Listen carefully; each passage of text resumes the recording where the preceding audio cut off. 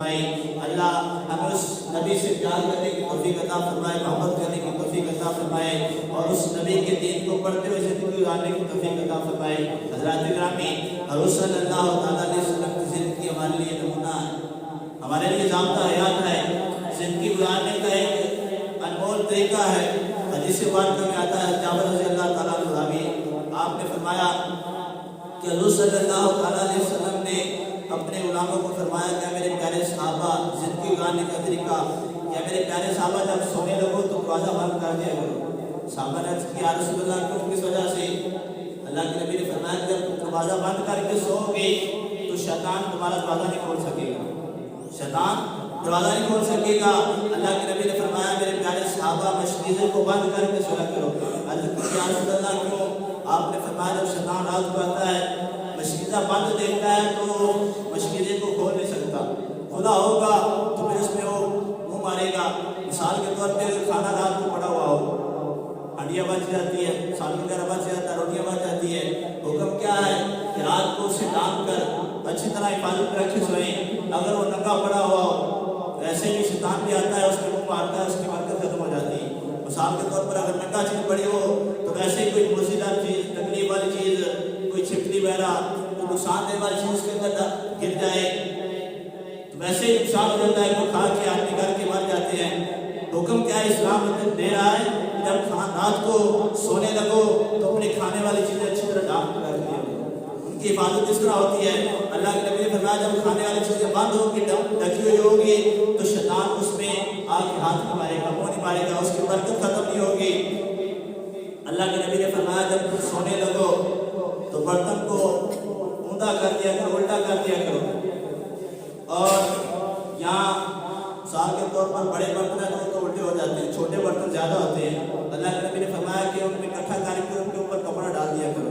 جب کپڑا ڈال دو گے اور برتن یا بڑے ہوں گے، الٹے ہو پڑے ہوں گے، جب شیطان آئے گا تو وہ نہ ان سے کپڑا ہٹائے گا، نہ ہی برتن جو الٹا ہے وہ سیدھا کرے گا، اور اس کی برکت جو اللہ رب العالمین اس برتنوں میں جو رات کو ڈالتا ہے وہ برقرار رہے گی، شیطان اس برکت کو ختم نہیں کرے گا۔ اور حضور صلی اللہ تعالیٰ علیہ وسلم نے فرمایا میرے پیارے صحابہ جب رات کو سونے لگو تو چراغ بند کر دیا کرو۔ آج کل تو لائٹیں ہیں، اس وقت یہ لائٹوں کا کوئی معمول نہیں تھا، بلکہ چراغ لگائے جاتے تھے۔ حضور صلی اللہ تعالیٰ علیہ وسلم نے فرمایا میرے پیارے صحابہ جب سونے لگو تو چراغ اچھے سے بند کر دیا کرو۔ عرض کی یا رسول اللہ کیوں؟ حضور صلی اللہ تعالیٰ علیہ وسلم نے فرمایا یہ چھوٹا سا چراغ ہے، چراغ کتنی کی روشنی ہوتی ہے، چھوٹی سی روشنی ہوتی ہے اور تھوڑا سا جلتا ہے۔ حضور صلی اللہ تعالیٰ علیہ وسلم نے فرمایا کہ یہ چھوٹا سا چراغ رات کو جلتا ہوا چھوڑ دیا جائے تو یہ چھوٹا سا چراغ پورے گھر کو جلا دیتا ہے۔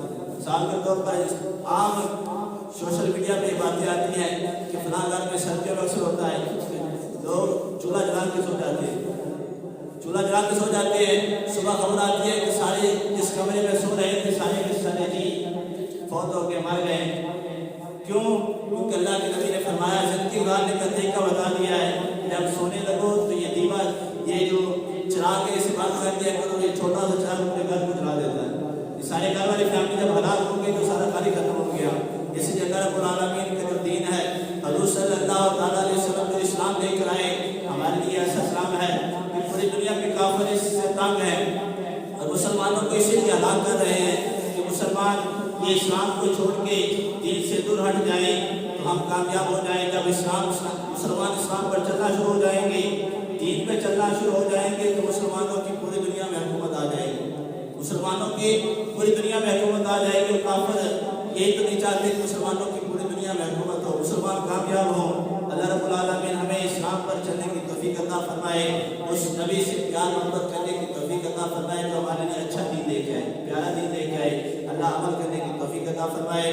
الصلاۃ والسلام علیک یا